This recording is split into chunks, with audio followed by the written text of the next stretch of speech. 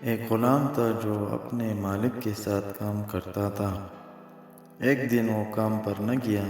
تو اس کے مالک نے سوچا کہ مجھے اس کی تنخواہ میں کچھ اضافہ کر دینا چاہیے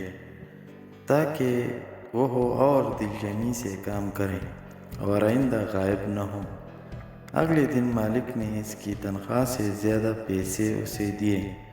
جو اس نے خاموشی سے رکھ لیے، لیکن کچھ دنوں بعد وہ دوبارہ غیر حاضر ہوا تو اس کے مالک نے غصے میں آ کر اس کی تنخواہ میں کیا گیا اضافہ ختم کر دیا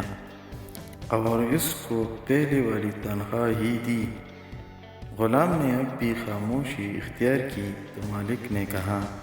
جب میں نے اضافہ کیا تو تم خاموش رہے، اور اب جب میں کمی کی تو پھر بھی خاموش ہو کیوں؟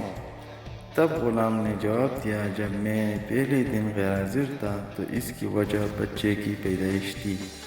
اور آپ کی طرف سے تنخواہ میں اضافے کو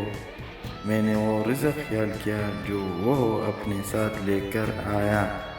اور جب میں دوسری مرتبہ غیر حاضر تھا تو اس کی وجہ میری ماں کی وفات تھی، اور آپ کی طرف سے تنخواہ میں کمی کو میں نے وہ رزق خیال کیا جو وہ اپنے ساتھ واپس لے گئی۔ پھر میں اس رزق کی خاطر کیوں پریشان ہوں جس کا ذمہ خود اللہ نے اٹھایا ہوا ہے؟